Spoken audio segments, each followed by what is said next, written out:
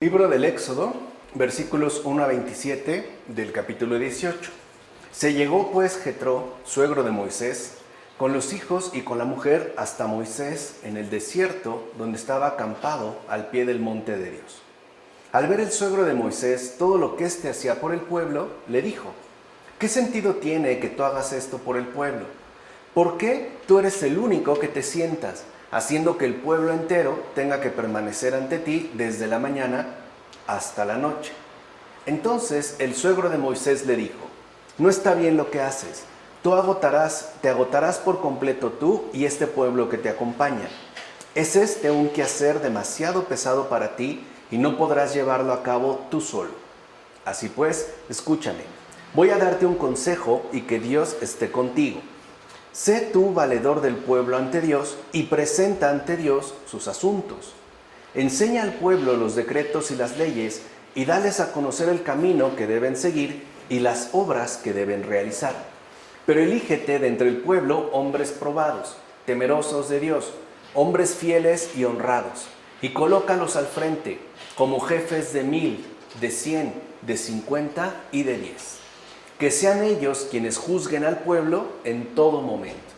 Que te presenten a ti los asuntos graves, pero en los demás que juzguen ellos. Escuchó Moisés la voz de su suegro e hizo todo lo que le indicó. Mira, Dios hablaba con Moisés, y sin embargo, a pesar del trato que mantiene con Dios mismo y de esta relación estrecha que está referida únicamente a Moisés, repito, recibió sin soberbia y con suma prudencia el consejo de su suegro para poder regir un pueblo tan grande. Recuerden que estamos hablando de más de 600,000 personas. No era tan fácil el poder coordinar y arreglar o atender todos los asuntos que con un pueblo tan numeroso se presentaban. Y de hecho, Moisés hace esto porque sabía que cualquier persona que diera tan sabio consejo, en este caso, su suegro Jetro, provenía de aquel que es la verdad, como afirma Agustín en Sobre la Doctrina Cristiana. Y esto es algo importante también de tener en cuenta. El hecho de que nosotros tengamos una relación con Dios no significa que ésta quede reducida únicamente a lo que acontezca entre Él y cada uno de nosotros, sino que, por el contrario, también significa que necesitamos estar abiertos para poder reconocer qué indicaciones Dios mismo nos hará llegar a través de alguna otra persona. Y los criterios para poder distinguir si se trata o no de un buen consejo es que tanto bien se está pensando realizar y en base a qué criterios se está tomando esta decisión. Por ejemplo, si está basado en la prudencia, si es un consejo lleno de sabiduría o si simple y sencillamente se trata de algo verdaderamente benéfico. Así, aunque nosotros estemos a cargo de un asunto importante y seamos incluso los responsables inmediatos de los asuntos en general, no por ello hemos de despreciar los consejos que nos brindan para el mejor funcionamiento de la situación en general, tal y como ocurre en Moisés. O sea, no tenemos que ser engreídos y pensar que todas las decisiones debemos de tomarlas a solas y por cuenta propia, ya que mientras mayor número de personas se vean involucradas, necesitaremos también ciertos apoyos o respaldos que el Señor mismo nos hará llegar a través de alguien más, como ocurrió con Jetro. En todo caso, a través de Jetro, Moisés se libera para instruir de manera destacada en las cosas espirituales. O sea, también vemos esta otra dimensión. En efecto, ¿de qué, por ejemplo, le servía a Moisés esforzarse o desgastarse o dedicarse de lleno en asuntos meramente terrenos? No se hubiera dado abasto. Ahí, en efecto, el suegro tenía razón. Imagínense tratar de resolver disputas surgidas entre 600,000 personas. Iba a ser algo casi imposible. Ni lo hubiera logrado Moisés y además hubiera desatendido la prioridad asignada a las cosas espirituales. Por eso también, en este caso, Moisés, cede estos asuntos terrenos que ciertamente deben atenderse a personas prudentes que sean capaces de tomar las decisiones adecuadas. De hecho, Moisés recibe este consejo para que él mismo, más libre, esté disponible para los misterios espirituales que ha de comunicar al resto del pueblo. como afirma Gregorio Magno en la regla pastoral, y me parece que tiene razón.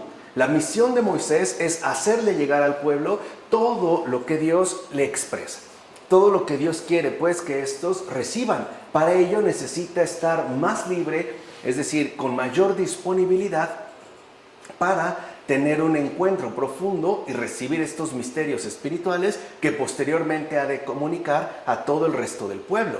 Ahora, si él está ocupado en otro tipo de asuntos ciertamente terrenales, no tendría la posibilidad ni el tiempo de poder atender este asunto prioritario. Por eso vemos también cómo el Señor no solo nos va a auxiliar, repito, por medio de otras personas a resolver determinados asuntos, sino que de igual manera nos permitirá tener mucha más libertad para dedicarnos a lo realmente importante, en este caso a las cosas espirituales, mientras que, como ocurre con Moisés, algunos otros se encargarán de asuntos que ciertamente son importantes, pero que no necesariamente le corresponde a Moisés resolver.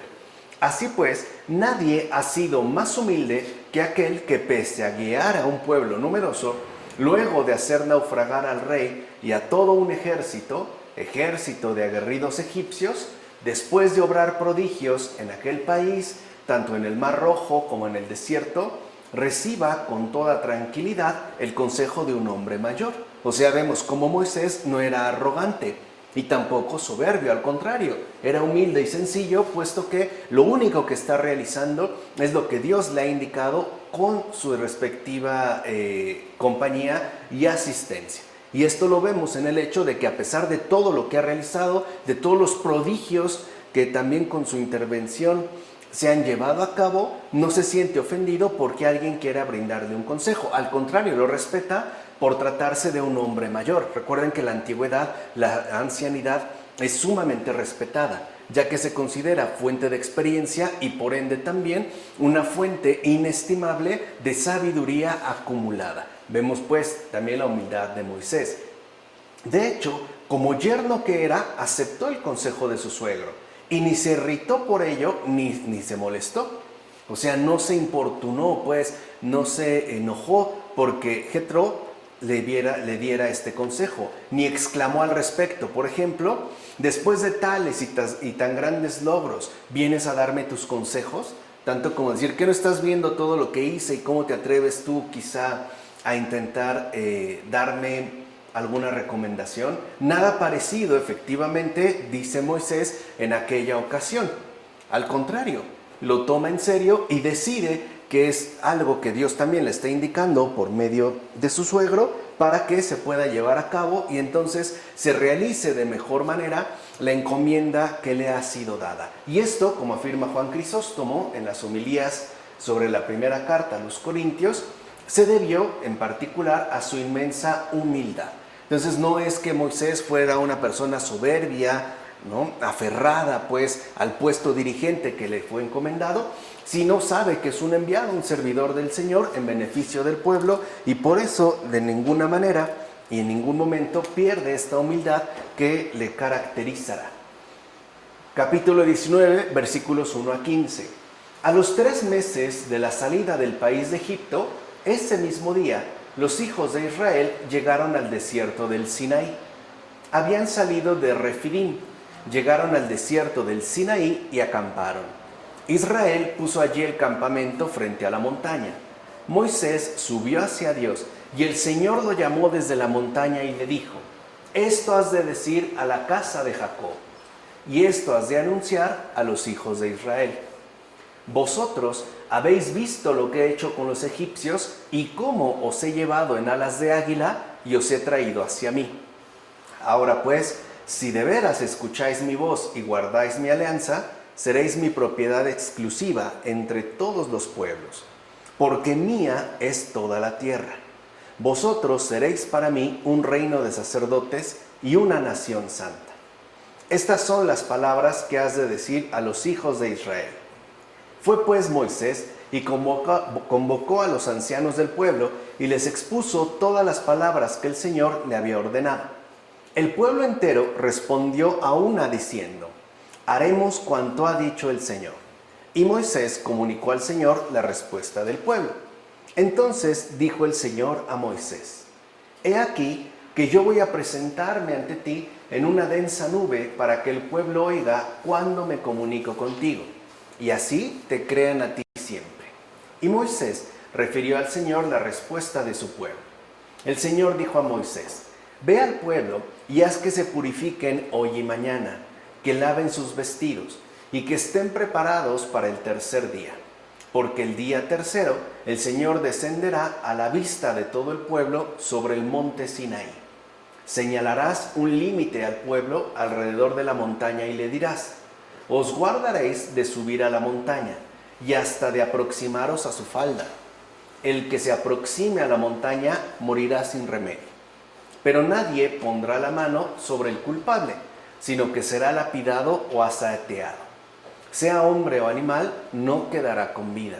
Solo cuando suene el cuerno, subirán a la montaña. Vean cómo Dios va dando todas las indicaciones de lo que ha de realizarse una vez que han acampado en el desierto, es decir, en esta región del Sinaí. Y en primer lugar, habló el Señor a Moisés para que los que habían de recibir la ley se purificasen bien para el tercer día, en que de hecho tal ley había de ser dada. Y efectivamente al tercer día es cuando el Señor le va a dar en el monte Sinaí a Moisés las llamadas tablas de la ley. Pero para poder recibir esta ley, el pueblo entero primero tiene que purificarse. Y no solamente purificarse así nada más, sino que tiene que hacerlo de la manera más adecuada. O sea, tiene que purificarse bien. Por eso el Señor está siendo como muy detallista en los aspectos o en los criterios que hay que adoptar para alcanzar esta purificación ordenada.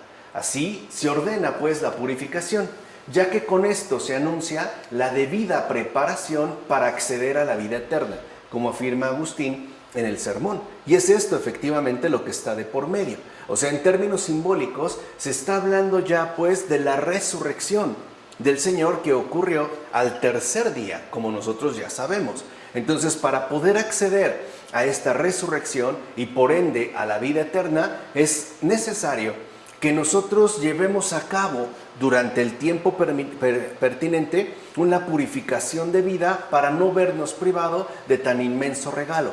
Eso es lo primero que ya se les está indicando entonces al pueblo de Israel de forma simbólica. La necesidad de purificación para poder llegar a ese tercer día, donde ahora la ley ya no solo se va a referir a, digamos, a los términos literales de la antigua alianza, sino a su verdadero cumplimiento en términos de vida eterna, porque esa es la ley del Señor, que todos se salven y al alcanzar esta salvación, entrar a formar parte de esta comunidad plena de la vida de Dios mismo, es decir, de la vida eterna. Por eso se les da ya la indicación de que para poder pues acceder a ese tercer día es necesaria una debida purificación. En efecto, por eso se le indica a Moisés que habrá de subir a la montaña con suma diligencia para que el pueblo también le acompañe posteriormente. O sea, primero tendrá que así subir y acceder pues a este sitio Moisés, que en pocas palabras es figura en este momento de Cristo resucitado. El primero que ha de llegar pues de manera diligente a este tercer día de forma victoriosa es el resucitado, y después de él todos hemos de acompañarle ya posteriormente.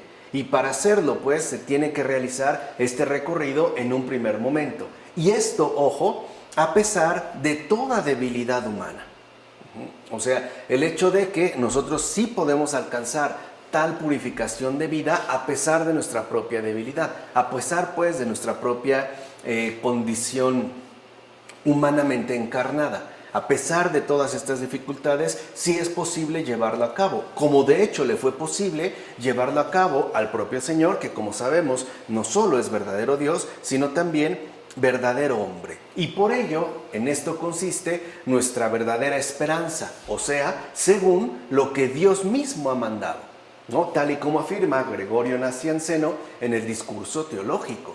Quiere decir que no hay pretexto para no prepararse adecuadamente para ese tercer día de resurrección. O sea que, a pesar de nuestras humanas debilidades, no podemos dejar de lado el hecho mismo de ir mejorando e irnos preparándonos para ese momento, por decirlo de esta manera, definitivo, ¿no? Aquí vemos cómo se vuelve a dar este énfasis colocado en la resurrección del Señor. De ahí pues que el apóstol Pedro atribuya certeramente a los gentiles lo que fue atribuido anteriormente por Moisés al antiguo pueblo de Dios, pues creyeron en Cristo, quien como piedra angular los reunió en la salvación que había tenido Israel. Y por eso les llama Pedro linaje escogido, a causa de la fe, pero también sacerdocio real, ya que están unidos al cuerpo del verdadero rey y sacerdote. En efecto, es decir, Cristo, da a los suyos el reino como rey que es, y como pontífice, como sumo sacerdote, limpia todos sus pecados con el derramamiento de su sangre. Entonces, que se trate de un pueblo real y de un pueblo de sacerdotes es debido ciertamente a Cristo. Por una parte, puesto que esta condición de realeza nos es asignada por el propio Cristo, y por otra, porque en tanto sumo pontífice es el único que logra limpiar todos los pecados a través del derramamiento de su sangre. Así pues, los llama sacerdocio real para que siempre se acuerden de esperar el reino eterno por medio de ofrecer siempre a Dios su vida limpia e intachable, como afirma Beda en el comentario a la primera carta de Pedro. Y aquí hay algo importante entonces de destacar. Lo importante dentro de esta preparación, dentro de esta purificación, es tener la esperanza de aquello que se nos ha prometido y que de hecho se nos ofrece, es decir, la vida eterna, el reino eterno, por medio de un mejoramiento a través, por ejemplo, de la sanación de nuestras enfermedades espirituales, el acceso a la virtud, de hecho a la vida virtuosa, y en particular por medio de ofrecer, o sea, el hecho de practicar este ofrecimiento, esta ofrenda a Dios mismo por medio de una vida ciertamente limpia e intachable, a pesar, como dijimos hace un momento, de nuestra respectiva debilidad. Si es posible ofrendarle a Dios la vida entera a pesar de nuestra propia debilidad, porque eso es lo que cuenta, el ofrecimiento que nosotros llevamos a cabo. Ahora bien, el pueblo veía la columna de la nube y esta hablaba a Moisés. Hay como una situación ciertamente contrastada, ¿no? El pueblo ve la columna de la nube y es esta la que habla a Moisés.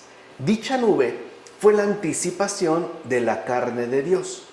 O sea, en este caso, se está apelando pues al misterio de la encarnación, la cual al menos el pueblo no estaba todavía en condiciones de mirar, de contemplar, de comprender. Apenas han pasado 3 meses de su liberación y todavía no están en condiciones de captar de manera adecuada este gran misterio, que como sabemos, en tanto encarnación, conducirá ciertamente a la resurrección. En efecto, a través de la nube, ¿no?, de esta forma visible, pero que no puede ser definida con toda precisión, el pueblo hebreo vio veladamente la figura de aquel que habría de venir en forma humana. Quiere decir que también en este acontecimiento en particular, como afirma Eusebio de Cesarea en la demostración evangélica, se da una alusión, por una parte, a la resurrección del tercer día y darnos cuenta que este que va a triunfar en ese momento en particular, primero ha de tomar una forma humana. Ha de asumir pues la forma humana para alcanzar esta victoria sobresaliente en términos de resurrección. Además, durante 3 días el pueblo entero se prepara para poder acercarse sin mancha al sacrificio. Recuerden que es la indicación que Dios mismo le dio a Moisés, que le diga al pueblo que debe prepararse para ese tercer día en particular, donde él, ¿no?, se manifestará a Moisés y al pueblo en el monte Sinaí. Entre tanto, el pueblo debe pues prepararse de manera adecuada, debe lavar sus vestidos, ya lo iremos viendo ahorita con más detalle, y debe hacer tal y tal cosa para que pueda realizar sin mancha el sacrificio. Por eso se habló efectivamente del lavado de las vestiduras. No solo estamos hablando evidentemente de los vestidos físicos, ya que si en la imagen, por ejemplo, se cuidaban tanto las cosas, el hecho de que sí tenían que lavar su ropa, tenían que asearse, tenían que presentarse en las mejores condiciones posibles, incluso al tratarse de vestiduras, ¿cuánto más entonces se debe hacer en relación a la propia realidad?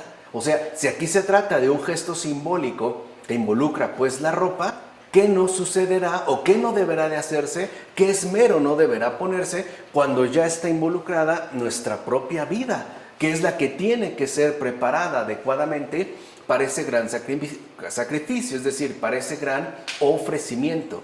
¿En qué condiciones pues nos encontramos como para recibir el reino de Dios que se nos está haciendo llegar? No podemos presentarnos pues en cualquier condición. Por eso dirá, aprende pues tú, sacerdote y levita, lo que significa lavar tus vestiduras para ofrecer un cuerpo puro a la celebración de los sacramentos. Aquí vemos cómo el énfasis ya también se dirige, ¿no?, hacia otro ámbito en particular. En efecto, si el pueblo tenía prohibido acercarse a la víctima que ofrecía sin haber lavado antes los propios vestidos, tú, sucio en el alma y en el cuerpo, ¿te atreves a rogar por otros? ¿Cómo te atreves en tales condiciones a hacer una ofrenda por los demás? Como afirma Ambrosio sobre los ministerios, está hablando evidentemente de los sacerdotes. O sea, si el sacerdote, ¿no?, que era, dijimos ya, del linaje de Leví, los levitas, si el sacerdote está llamado incluso a ofrecer una ofrenda por los demás, ¿no es él el primero que debe estar en condiciones ciertamente óptimas? ¿No es él el que debe de llevar pues una vida todavía más intachable, una vida todavía más incorruptible, una vida todavía más limpia, más transparente, más luminosa? Porque aquí su encargo es doble. Él no solo se está preparando por sí mismo o para sí mismo. Ante todo, él está ahí interviniendo por todos los demás. Por eso, efectivamente, un sacerdote no puede presentarse al sacrificio, a la celebración litúrgica, si está sucio, tanto en el alma como en el cuerpo. Debe de ir totalmente limpio. Por eso vemos que al momento de la consagración, incluso se enjuaga, se limpia las manos. ¿Cuánto más no tendrá que hacerse en este caso con el alma? ¿En qué condiciones pues se presenta un sacerdote al momento de celebrar la liturgia, la Eucaristía? Y también en qué condiciones vamos cada uno de nosotros a participar de esta Eucaristía, tanto en el alma como en el cuerpo. O si nosotros queremos interceder por alguien más, por mi primo, por mi tío, por mi abuelo, por aquella otra persona, por mi amigo, por este conocido, por aquel desconocido, ¿en qué condiciones estamos como para hacer esta intercesión? Si nosotros queremos pues abogar por los demás o interceder por los demás, pues necesitamos cuidar todavía nuestra propia purificación, o sea, nuestra propia condición de vida. Por otra parte, allí, o sea, en el Antiguo Testamento, se le prohibía al pueblo acercarse al lugar en que era dada la ley. Se tenía que quedar a las faldas de la montaña, no podía traspasar pues este límite. En cambio aquí, o sea en el Nuevo Testamento, desciende el Espíritu Santo sobre todos aquellos que lo esperan para congregarlos a todos, como afirma Agustín en Del Espíritu y de la Letra. O sea que no se trata de ir. No quiere decir que porque el pueblo hebreo fuera indigno de recibir al Señor. No es eso lo que se está diciendo. Lo que se está diciendo es que no se trata de ir, sino de recibir. O sea, no se trata de que nosotros queramos ganarnos la gracia que Dios nos ha concedido por medio, por ejemplo, de múltiples esfuerzos. Subir una montaña no es sencillo, ¿no? Involucra esfuerzo, sudoración, toda una serie pues de ejercitación que puede ser más o menos intensiva. No se trata de esto, o sea, no se trata de llegar a Dios. Se trata de recibir al Dios que ha venido a nosotros, a este Dios que se ha hecho hombre en el seno virginal de María. No se trata pues de ir, por eso es que el pueblo se queda, no porque Dios sea elitista y escogió a y entonces los demás no están en condiciones de subir. No se trata de subir, no se trata de ir hacia lo alto, se trata de recibir lo que nos viene dado de allá. O sea, se trata de estar disponibles y abiertos para la gracia que en efecto Dios nos quiere conceder. Y la mayor gracia que Dios nos concede es Él mismo. O sea, Él en tanto Espíritu Santo, Él que está dispuesto, como lo ha hecho y lo sigue haciendo, a derramarse sobre todos y cada uno de nosotros, a inundar, a sobrellenar, ¿no? A sobreabundar el corazón de cada persona viva en esta tierra. Esto es importante también de comprender para no creer que entonces ahora la cosa ha cambiado. No, en el principio se les indica pues que deben de permanecer al margen, no porque ellos deban llegar a Dios, sino porque Dios va a llegar a ellos. Es Dios pues el que va a venir a nosotros, y vino, y se encarnó, y se hizo hombre. Eso es lo primero que debemos comprender. Por eso hay que entender ya que el cielo, uno no llega al cielo, uno lo recibe aquí en la tierra, por medio de esta preparación, por medio de esta purificación, por medio de esta disponibilidad, de esta apertura y sobre todo de la receptividad. Por eso es tan importante que no olvidemos lo que hemos aprendido a través de Michel Henry, que nos ayuda también a entender de manera fundamentada, ciertamente filosóficamente muy rica, todas las implicaciones que conlleva la propia existencia cristiana. Entonces no lo olvidemos, porque esto es muy fundamental. No se trata de ir, se trata de recibir. No se trata de que nosotros tengamos que hacer tal y tal cosa para ganarme el cielo. El cielo está abierto. Se trata de que yo esté en condiciones óptimas para poder recibir profundamente todo lo que Dios me ofrece, toda su gracia. Lo que tengo que hacer es pues esforzarme en no negarme, en no oponerme a la voluntad de Dios en mi propia vida y evidentemente en la vida de los demás, porque aquí no se trata de un asunto meramente privado. Si yo no recibo, ¿qué haré llegar a los demás? Que es generalmente la dinámica que el Señor lleva a cabo. A uno da para que éste reparta a los demás. Mientras más reciba, más repartirá, más hará llegar. Entonces recordemos, no se trata pues de ir, sino de recibir algo que ya se le había dado a conocer al antiguo pueblo de Israel al momento de llegar al Sinaí. Así pasamos entonces de este capítulo 19, de los versículos 16 a 25. No pierdan de vista lo que hemos dicho, por lo menos en esta secuencia. El día tercero, al despuntar la aurora, hubo truenos y relámpagos, y una densa nube sobre la montaña, y un sonido muy intenso de trompeta. Todo el pueblo que estaba en el campamento se estremeció. Moisés hizo salir al pueblo del campamento al encuentro de Dios. Ellos se detuvieron al pie de la montaña. Todo el monte Sinaí humeaba, porque el Señor había descendido sobre él en el fuego. El humo subía como humo de horno y toda la montaña se estremeció violentamente. El sonido de la trompeta se fue haciendo más intenso. Moisés hablaba y Dios le respondía con el trueno. El Señor descendió sobre el monte Sinaí, sobre la cima de la montaña. Luego el Señor llamó a Moisés y a la cumbre de la montaña, y allí subió Moisés. Tratemos de hacernos una imagen de lo que aquí ha acontecido, que es ciertamente sobresaliente.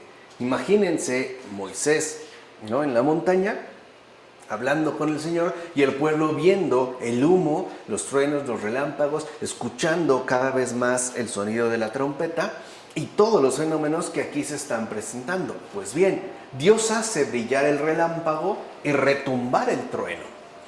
Sabemos que un relámpago es aquello que en efecto destaca por el deslumbre que produce, es luz.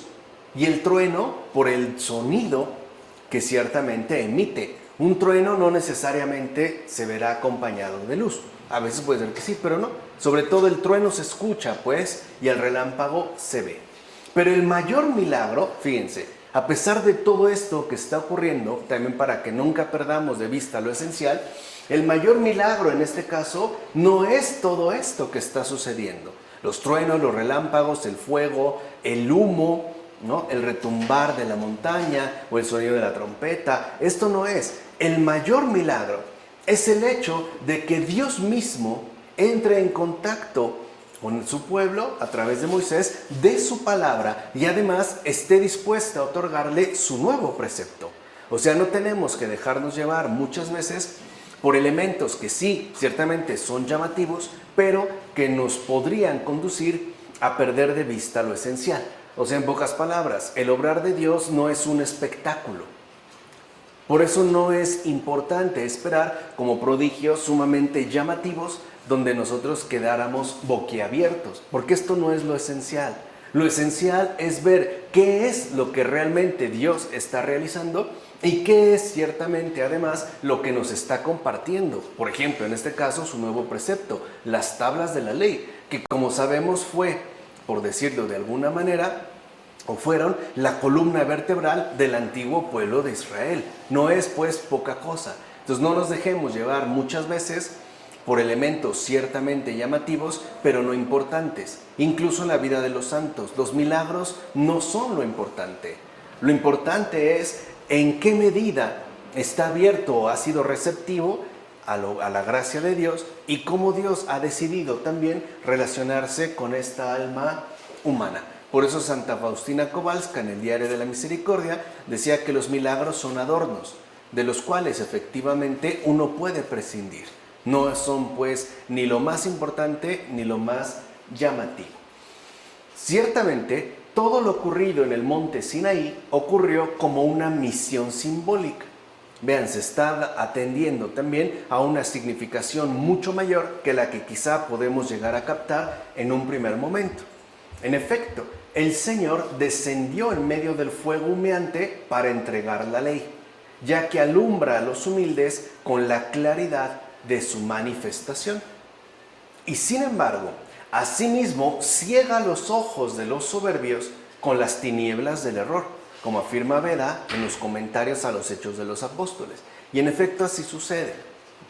Por ejemplo, la obra realizada por Dios, en este caso la encarnación, para unos es luz que con su claridad permite captar la inmensa obra que Dios ha realizado en favor nuestro.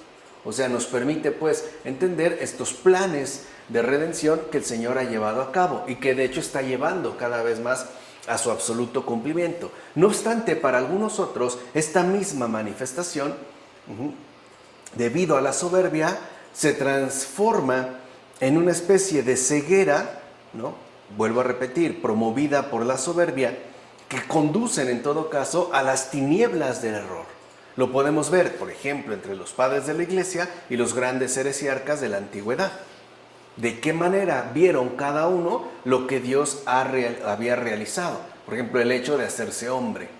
¿Qué es de lo que ahí sacaron? Luz u oscuridad. O sea, para unos, pues, Dios es luz debido a la humildad. Para otros, son tinieblas debido a la soberbia. Cosa que efectivamente, o por lo menos, ¿no?, es de suponer que ocurrió al interior mismo del pueblo de Israel, de este pueblo numeroso. No para todos fue algo luminoso. Quizá algunos esperaban otra cosa. Quizá a algunos les hubiera gustado que se dieran cosas distintas. O, como lo sabemos que ocurrió al final con la casi mayoría del pueblo judío, por lo menos quizá estaban convencidos de que Dios hubiera obrado de otra manera muy distinta y que no hubiera hecho las cosas tal y como efectivamente las hizo. Que se hubiera presentado quizá como un rey poderoso, subyugando a todos los pueblos de la tierra y entronizando al pueblo de Israel como, digamos, la nación suprema entre las otras naciones. Quizá el obrar de Dios para algunos, debido a la humildad, vuelvo a repetir, es luz, para otros fue tiniebla, ¿no? Y por ende decidieron, debido a esta soberbia, dejarse llevar más bien por el camino del error. Así pues, el Señor de todo descendió en una visión ígnea de fuego al monte Sinaí. Había allí una nube densa, tiniebla, oscuridad y el sonido de una trompeta con gran estruendo. No obstante, los sonidos de la trompeta eran débiles al principio, pero luego se prolongaron y se hicieron cada vez más fuertes. Que en efecto este detalle, por ejemplo, que nos puede parecer mínimo, tiene su relevancia puesto que es mencionado en la propia Escritura. ¿De qué modo se nos prefigura una imagen de la ley por medio de estas realidades? De lo que ahorita acabamos de comentar. El propio sonido de la trompeta nos da la respuesta. En efecto, ¿no es esto como la proclamación del Evangelio, que al principio fue débil, pero luego fue asimismo sonora, como afirma Cirilo de Alejandría en los comentarios al Evangelio de Lucas, y así parece ser efectivamente el obrar de Dios. Al principio es como algo débil, como algo irrelevante, como algo incluso que puede pasar ciertamente desapercibido, pero después va adquiriendo densidad y sonoridad. Después se va tornando algo más visible, más sonoro, más audible, como ocurrió en el Evangelio. Ahorita para nosotros la sonoridad ya está, digamos, bien desarrollada. En cambio al principio no. Simplemente pensemos cuando los apóstoles son enviados hasta los confines del mundo. Pensemos, repito, por ejemplo, de qué manera estos apóstoles llamaron la atención del mundo entero. No fue algo que se destacara de un día para otro, fue algo ciertamente gradual, cuyo proceso fue intensivo, efectivo, pero realizado de una manera, por decirlo así, incluso hasta discreta, como poco a poco. Y esa es, vuelvo a repetir, la manera en la que el Señor suele obrar, de una manera discreta, que al principio nos puede parecer débil, incluso me atrevo a decirlo así, insignificante, pero poco a poco va manifestando su verdadera magnitud. Por último, tengamos en cuenta lo siguiente: solamente Moisés subió a la cima de la montaña, donde la majestad divina brillaba en el fuego y en la oscuridad. Pues solo los más perfectos son capaces de comprender y contemplar los más profundos y secretos misterios de la ley. Por su parte, el pueblo, situado en la falda de la montaña, suele más bien quedar contento con el significado superficial de las letras y por eso suele escuchar por aparte la palabra divina, como afirma Beda en las homilías sobre los evangelios. O sea que aquí hay dos cosas importantes. La primera es que poder acceder a una relación con el Señor no es sencillo, por la entera disponibilidad que esto requiere. La mayoría de nosotros quizá queremos quedarnos como al margen sin establecer ningún tipo de compromiso profundo con Dios y por ende tratar de mantener una especie de relación superficial basado, digamos, en la literalidad de la ley.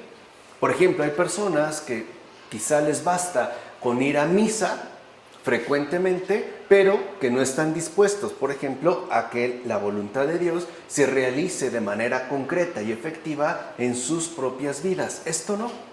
A eso se refiere Beda cuando dice que algunos preferimos quizá escuchar como por aparte la palabra divina, por así decirlo, de lejos. Y vean, de tantos, solo uno accede a la cima. Por eso vemos también cómo el Señor ha obrado a lo largo de toda la historia realmente con pocos. Incluso me atrevo a decirlo así, con muy pocos. La mayoría preferimos una distancia donde no se vea perjudicada ni nuestra comodidad ni nuestra respectiva conveniencia. Capítulo 20, versículos 1 a 17. Entonces Dios pronunció todas estas palabras diciendo, este capítulo es muy importante, diciendo, repito, yo soy el Señor tu Dios, que te ha sacado del país de Egipto, de la casa de la esclavitud.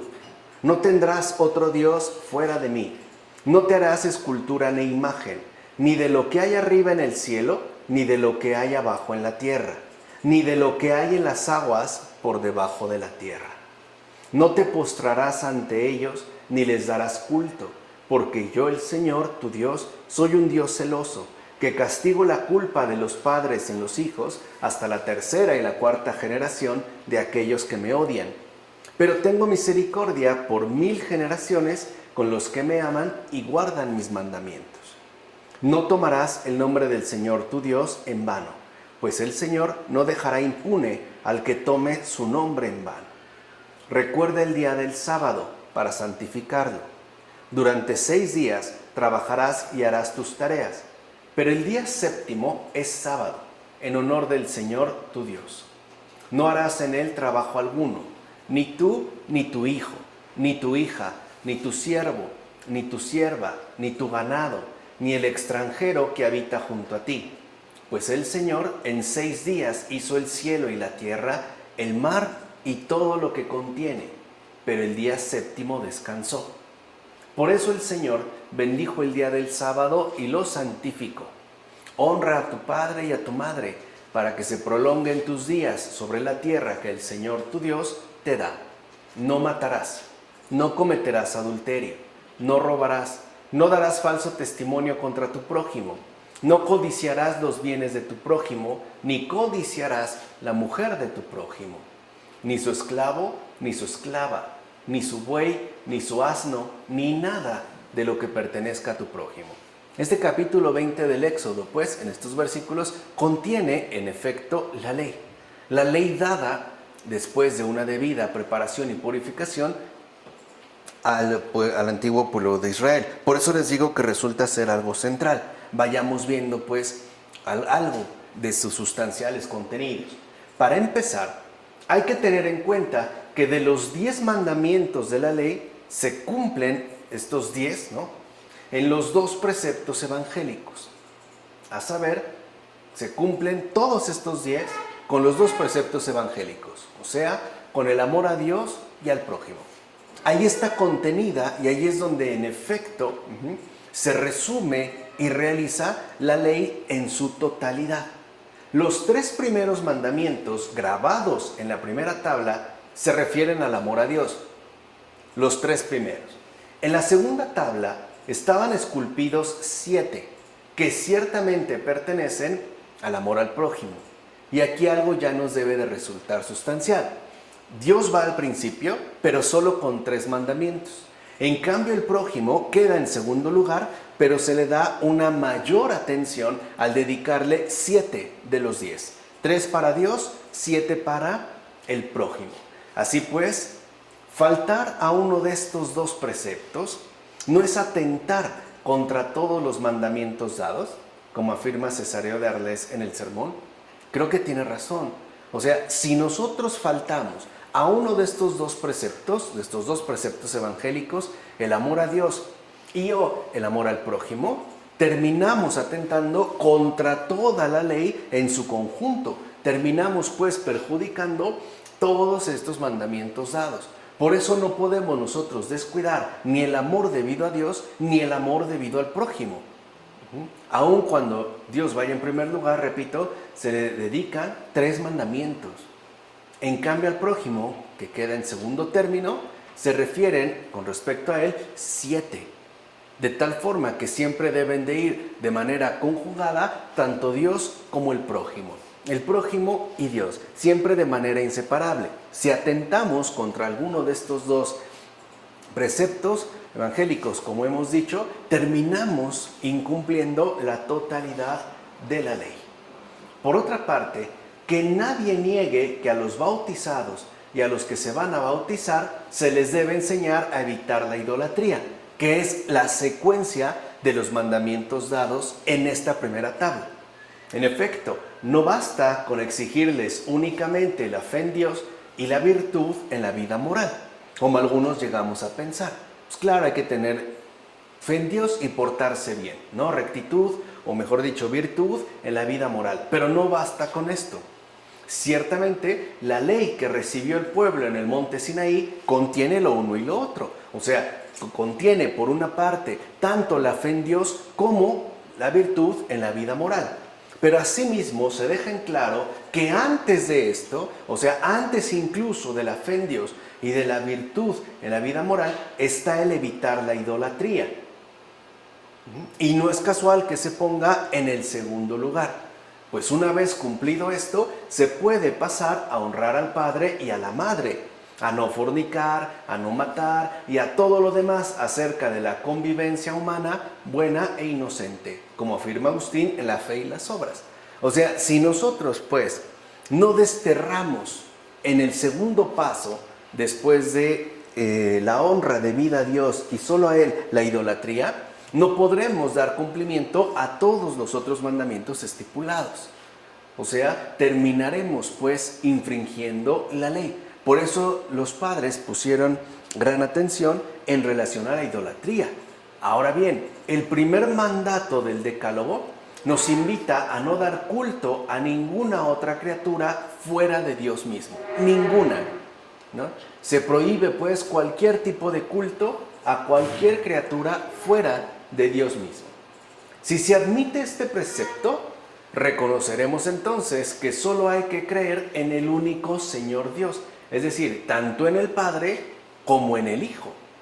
Yo soy se refiere pues a ambos, como afirma Fulgencio de Ruspe en las cartas. ¿Por qué vuelve a aparecer como esta insistencia en la igualdad entre el Padre y el Hijo? Porque recuerden que en estos primeros momentos de los padres de la Iglesia, algunos ponían en cuestión la naturaleza del Hijo. Por ejemplo, considerando que no era verdadero Dios y por ende no debía la adoración debida al Padre, al Dios único. Por eso aquí también se nos invita a no entrar en ningún tipo de confusión y por el contrario, mantenerse siempre en la rectitud exigida por lo expuesto por Dios mismo. ¿Quién es por tanto el Señor tu Dios? Es evidente que el verdadero Dios, es decir, el Señor, Dios nuestro. Todo aquel que no comparte tal naturaleza resulta ser algo extraño que no debemos tener en cuenta, como afirma Gregorio de Niza en ese texto a Simplicio sobre la fe. Aquí se vuelve a insistir en que efectivamente Cristo es de la misma naturaleza que el Padre. Es ya como lo vimos en algún momento con San Atanasio, es consustancial al Padre, de la misma naturaleza. O sea, en pocas palabras, es Dios.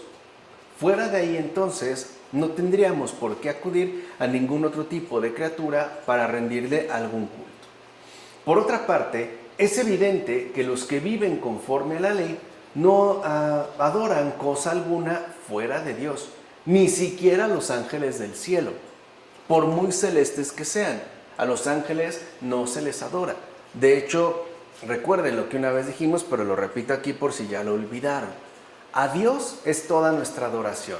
A la Virgen no se le adora, se le venera, que es una cosa muy distinta. O sea, a la Virgen se le debe veneración, no adoración. Y a los santos ni siquiera se les debe veneración, sino devoción. Podemos pues resumir que nuestra devoción es para los santos, nuestra veneración para la Virgen y nuestra adoración únicamente para Dios, es decir, para el Padre, el Hijo y el Espíritu Santo. Bueno, aquí entonces lo que se está mencionando es que ni siquiera a los ángeles del cielo se les adora. Por eso también se abstienen los que viven conforme a la ley de adorar el sol, la luna y las estrellas, que son más bien ornato del mundo. No son dioses. Recuerden que para los antiguos muchos de estos astros eran, si no dioses, por lo menos ciertas divinidades cuyas fuerzas se veían reflejadas en el acontecer de este mundo. Lo que dice este padre de la iglesia es no son deidades, no son dioses y no requieren ni siquiera la adoración nuestra. Por ejemplo, el sol, tan presente, lo mismo que en la luna, en todas las culturas del mundo, especialmente en las culturas antiguas. Y bueno, también en el neopaganismo de hoy en día. Pero ni siquiera estos astros son en todo caso ornato del mundo, son adornos del mundo, nada más. Y es así como ciertamente obedecen pues lo estipulado en la ley dada a Dios, como afirma Orígenes en ese texto contra Celso. O sea que el evitar la idolatría es muy importante para todos y cada uno de nosotros si es que queremos vivir o no conforme a la ley que Dios mismo nos ha hecho llegar. Así pues, por tales preceptos, tanto judíos como cristianos no solo se apartan de templos, altares y estatuas, sino que cuando es necesario marchan serenamente a la muerte antes que incumplir al mandamiento.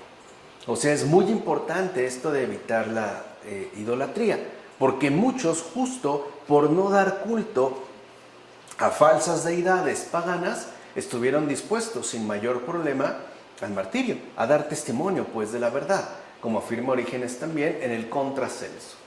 Ciertamente habrá que entender por qué se dice en la Escritura que Dios es un Dios celoso. Y es importante también de entenderlo. En primer lugar, porque el alma humana es su esposa. O sea, el alma humana no es cualquier cosa, es la esposa de Dios. Y por eso Él se mantiene alerta y vigilante para que se mantenga alejada de la fornicación espiritual con demonios, que por error son llamados dioses. Entonces vemos cómo en realidad, ¿no?, en este caso la idolatría es fornicación espiritual. Esa es la idolatría, la fornicación espiritual. Además, con demonios que por error humano, son llamados dioses. Por eso Dios mismo cuida a su esposa, la cuida con esmero y con dedicación, la protege, se evita pues el adulterio. Los que han padecido infidelidad saben perfectamente bien lo doloroso que es que alguien que amas te engañe con otra persona. Y a lo mejor tal vez no físicamente, pero incluso el hecho de que esté contigo pero siga amando a alguien más, duele. Pues aquí Dios establece la misma relación, como es evidente, basada en el amor, como afirmó Orígenes en la exhortación al martirio.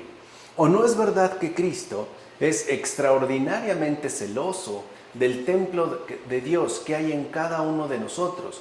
Por ejemplo, no queriendo que sea un mercado ni una cueva de ladrones. O sea, ¿no es verdad también pues que Dios está sobremanera atento a nuestra alma y a lo que ahí va ocurriendo?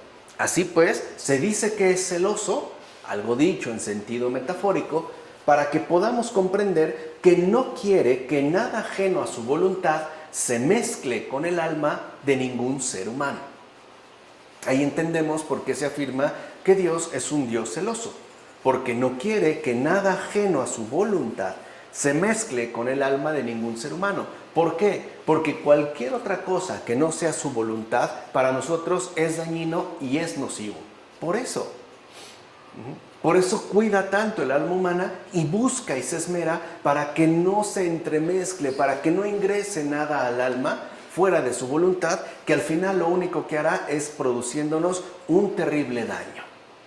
En particular, ¿no?, con el alma de aquellos que en verdad desean recibir la divina fe. O sea, más en aquellos que buscan, que muestran una genuina sinceridad al momento de recibir la verdad, al momento de entrar en comunión con Dios, al momento de querer prepararse para la divina fe, como también afirma Orígenes en los comentarios al Evangelio de Juan. Ahora bien, el segundo precepto es: no tomarás el nombre del Señor tu Dios en vano. El nombre del Señor, Dios nuestro, Jesucristo, es la verdad. Él mismo ha dicho: yo soy la verdad, como lo afirma en Juan. Ciertamente, la verdad purifica, mientras que la mentira contamina. Cuando una persona miente, se siente mal de haber mentido. Queda como intoxicado, ¿no? El que dice la verdad habla pues de Dios. Decir la verdad es hablar con razón y luz. En cambio, el que miente no habla, ya que solo hace ruido y contamina, es decir, empaña la luz. Por eso el amor a la verdad está en conformidad con el mandato, como afirma Agustín en el sermón. Que vemos también algo ya importante aquí, puesto que se te ha dicho: no tomarás el nombre del Señor tu Dios en vano, para que no pienses que Cristo es una criatura por el hecho de que se haya hecho humano por ti, como afirma Agustín en el sermón también. O sea, ¿qué ocurre aquí? No tomarse el nombre de Dios en vano es no acudir a la mentira ni manchar nuestra boca y corazón con falsedades, y no estarse tomando a la ligera, vuelvo a insistir, la obra que Dios mismo ha realizado. Por ejemplo, pensar que porque Dios mismo se haya hecho un humano por nosotros, es una criatura como cualquier otra. Ahora bien, con el tercer precepto se nos inculca una cierta llamada al descanso, a la quietud del corazón, a la tranquilidad del pensamiento. Y se trata de una santificación, porque aquí está el Espíritu de Dios. Cuando se habla justo de esta santificación, del descanso.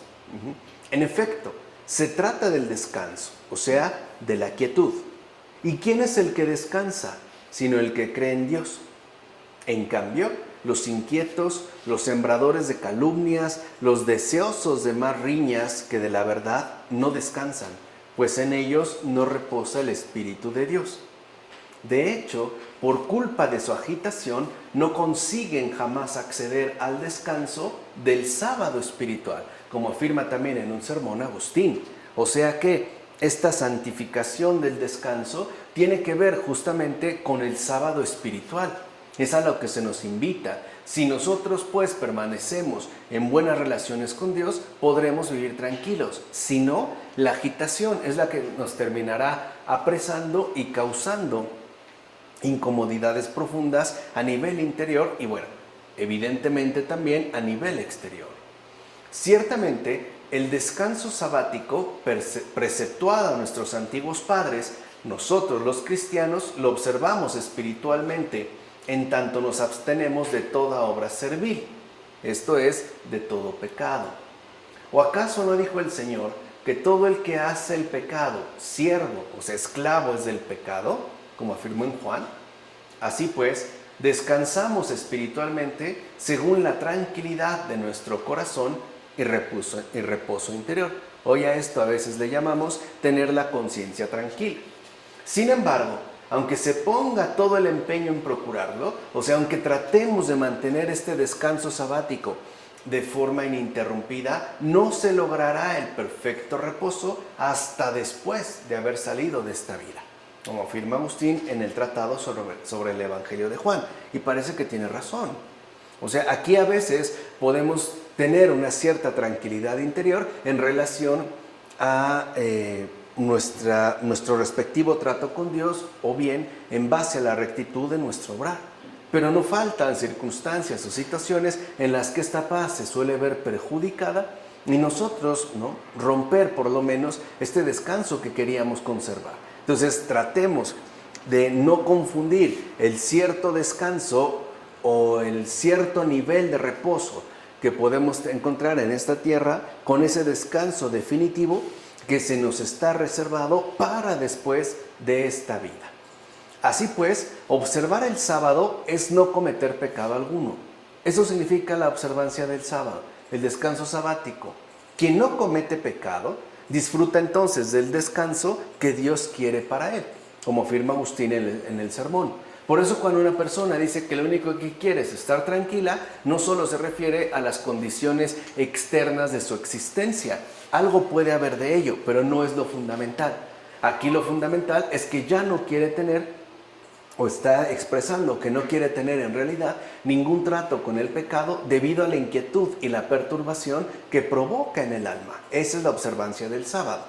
O sea, en este caso, como ya lo hemos comentado, el tercer precepto, ¿no? Repitamos, como dijo Agustín también en un sermón, quien no comete pecado, pues disfruta entonces del descanso que Dios quiere para él y así cumple la ley.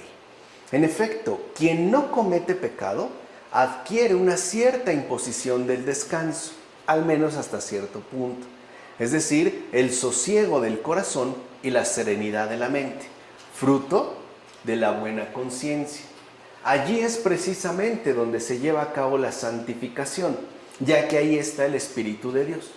Está ahí, en esta serenidad, en esta ausencia de pecado, lo cual evidentemente no nos quita para nada nuestra condición de pecadores.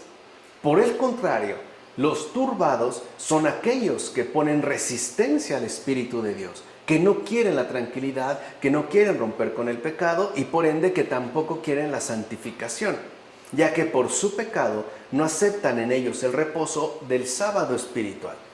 Así pues, los que observan la ley son los que cultivan el descanso sabático, como afirma Cesario de Arles en un sermón.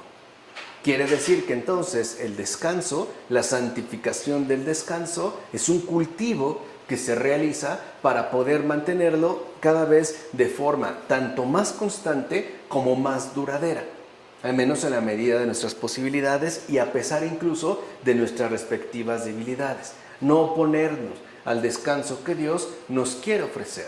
Una persona que obra con rectitud puede descansar tranquila. Imagínense esas personas que antes de morir no pueden descansar en paz debido a todos los remordimientos que llevan en la conciencia o a todo el mal que han realizado y que ahora saben que tendrán que responder de ello o bien ante ello. Por otra parte, todo esto nos recuerda que aquellos que nos dedicamos a realizar buenas obras por el Señor, seremos introducidos por Él mismo en el mundo futuro durante el sábado, o sea, según el reposo eterno, como afirma Beda en las homilías sobre los evangelios. O sea que no solo hay un descanso ciertamente provisional en la tierra, sino el descanso eterno más allá de esta vida. Y dijo Dios: honra a tu padre y a tu madre. Con esto se nos enseña a compartir con ellos todas las cosas necesarias para la vida, como los alimentos y las ropas. Todo esto como muestra de sincero agradecimiento a nuestros respectivos padres.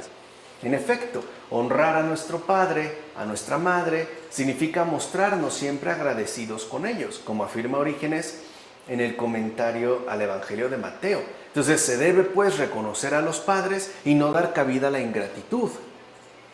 Ser agradecidos con aquellos que tanto nos han apoyado y que han estado con nosotros. No ceder pues a la ingratitud, especialmente con nuestra madre, con nuestro padre. Ahora bien, ¿por qué se dice no matarás? Sin mayores explicaciones. Porque si se dieron cuenta, en los preceptos anteriores se extienden como explicaciones al respecto y aquí no. Nada más se dice no matarás. Pues porque la propia conciencia nos dice de antemano y desde el principio que eso no está bien. No se requiere mayor justificación. Es algo que nuestra propia conciencia atestigua que no está bien. De hecho, el legislador nos habla como a seres que ya saben y entienden, como afirma Juan Crisóstomo en las homilías al pueblo antioqueno. O sea, para Dios no somos ningunos estúpidos y ningunos idiotas. Nos trata con respeto y nos alienta a no engañarnos y a no querer tergiversar incluso el testimonio directo que la propia conciencia nos ofrece. Por eso nunca se puede encontrar un pasaje en los libros santos que nos mande, o siquiera que donde se nos permite inferirnos la muerte a nosotros mismos, ni siquiera trueque de la inmortalidad. Por eso no se justifica en la Escritura de ninguna manera el suicidio, aunque fuera, por ejemplo, pensando en la inmortalidad. Porque, ¿cómo se puede obtener algún bien a partir de un mal? Que ese es un cuestionamiento que nos deberíamos de hacer nosotros, los seres contemporáneos, que estamos convencidos de que sí. Es más, algunos quizá ya están convencidos que solo a partir del mal es que se puede llegar a algún bien. Por eso lo que nos deberíamos de preguntar es, ¿cómo se puede obtener algún bien a partir de un mal? Como afirma Agustín en La Ciudad de Dios. Además, está escrito, no fornicarás. Y esto no se dice solamente en sentido literal, ya que también se refiere a una observancia espiritual. En efecto, el ser humano, que es aún esclavo de los vicios, no guarda la pureza en su interior y por eso acude a todo tipo de supersticiones idolátricas. Por ejemplo, augurios, presagios, entre tantas supersticiones paganas. De hecho, el que guarda la pureza interior incluso menosprecia todo aquello que pretenda adulterar la pureza de la fe. Eso es no fornicar, no adulterar la pureza de la fe. Menospreciar todo aquello que nos perjudica, pues, espiritualmente hablando, como afirma Juan Casiano en las Colaciones. Ciertamente, aquella ley antigua castiga los actos de la carne, mientras que nuestro Redentor condena incluso los pensamientos ilícitos. Por ejemplo, cuando dice, si no oyen a Moisés y los profetas, aunque resucitase alguno de entre los muertos, tampoco le creerán, como afirma en el Evangelio de Lucas.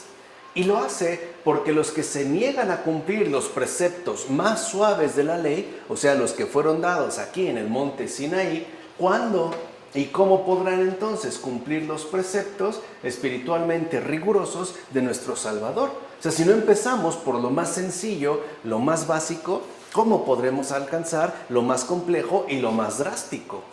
Por tanto, es indudable también que aquellos que rehúsan cumplir lo que se les dice tan claramente, asimismo rehusarán el hecho de creer.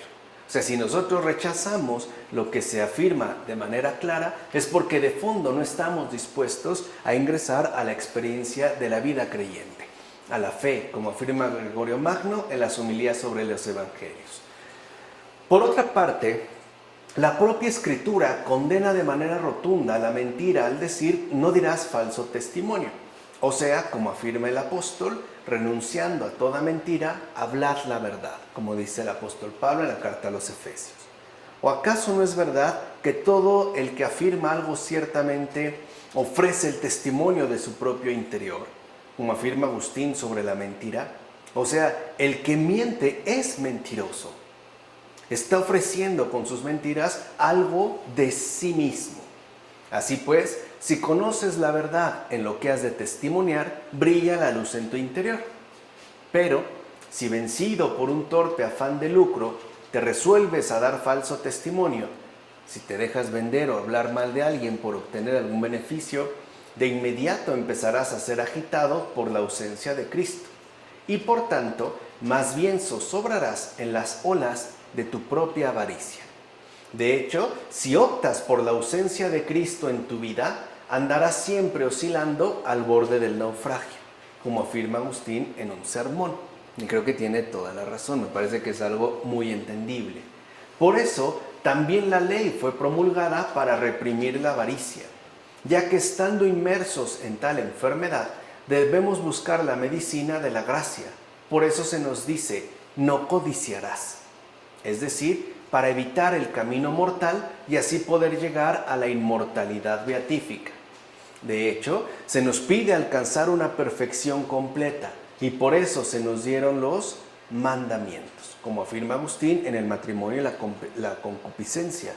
Vemos por qué la codicia puede ser algo sumamente deplorable para nosotros y para la sociedad en su conjunto. No basta pues con evitar la maldad, ya que aquello que se busca es la perfección. ¿Qué tiene entonces de perfecto temer al castigo? Como afirma Agustín en un sermón. O sea, no solo tratamos de cumplir los mandamientos por miedo a. No es esto lo que nos mueve, no es el miedo. Tiene que ser la perfección misma y no por temer el castigo, sino por no ofender a aquel a quien amamos. Y ya dijimos, tanto a Dios como al prójimo. ¿Y cuál es entonces la destrucción del mal? Sino lo que dice la ley, es decir, no codiciarás. En efecto, no codiciar absolutamente nada es la perfección del bien, porque en eso consiste precisamente la destrucción del mal. O sea, cuando decimos que hay que combatir el mal con el bien o acabar al mal con el bien, se está diciendo que solo con la perfección del bien, solo así se promueve la destrucción del mal. Así pues, no demos ningún tipo de consentimiento a la codicia, ni dejemos que nuestros miembros sean sus ejecutores, como afirma Agustín en el Tratado sobre el Evangelio de Juan. No queramos aquello que no poseemos, puesto que se pueden despertar la codicia y cometer verdaderas atrocidades, sea pensando en cosas o personas. De hecho, si no codicias, no tendrás entonces malos pensamientos contra tu prójimo. ¿Por qué él sí? ¿Por qué yo no? Etcétera, etcétera, etcétera. ¿O acaso no es verdad que del Señor es la tierra y cuanto la llena? Como se afirma en el Salmo. Si tienes a Dios, ¿qué has entonces de codiciar? Quiere decir que ahí nos faltaría perfección, como afirma también Agustín en un sermón.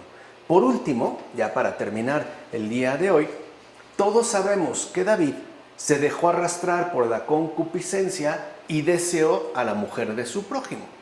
Se dejó llevar justamente por esta concupiscencia para hacerse con la mujer de su prójimo y la robó.